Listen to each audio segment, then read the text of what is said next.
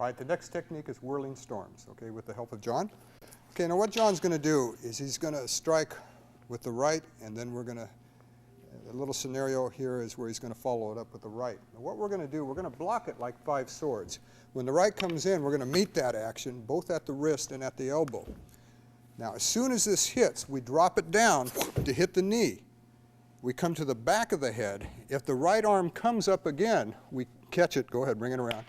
Here, and you notice that I can rotate this into a check and sweep on my way out. And as I come through, come across the chest. Okay? All right, watch again. So I meet it, I roll it, hit the head, and if I need to come back for that arm, I bottom check this hand. Okay? I bring this over his head, and at this point I begin my sweeps and make my strike to the sternum or the bridge of the nose on the way out. If he's still on his feet by then you know how to cover as we move, okay? Thank you, John.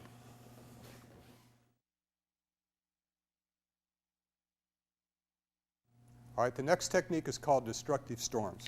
All right, with the help of one, it's coming from my left flank. I'm going to step off and parry right at the elbow and try to hit the knee with the bottom hand. And then I'm going to circle them both, okay, and close that circle up. Now at this point, I'm going to catch his elbow here and possibly catch the head on the way out as I sweep. And you notice that in Kenpo, we use our natural weapons with our man-made weapons.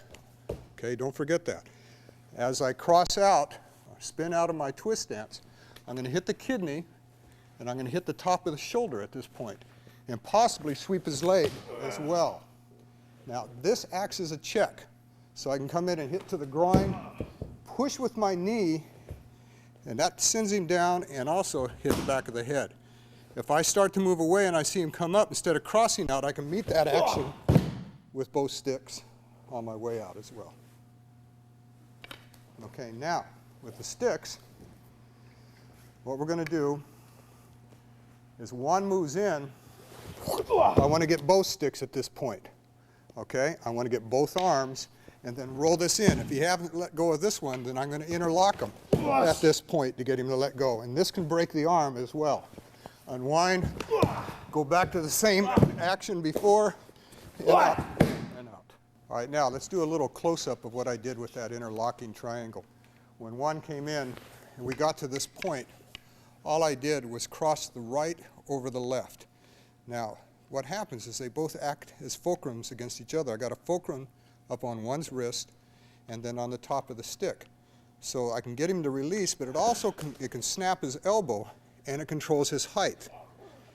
And then when I sweep, I can still control him. That gives me more time to get around before I release and make my shot. In fact, if I wanted to open in the triangle here, all right, and if he grabs on, let's say he grabs on with both hands. Watch what, the more you grab on, the worse it gets for you. And then if I wind it up like this, I'm always using that open-ended triangle. Even if he comes up from here, I can make it fit.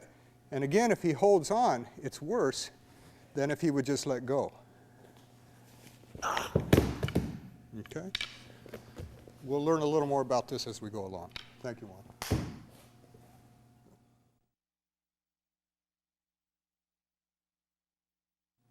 All right, the next technique is shield and storm.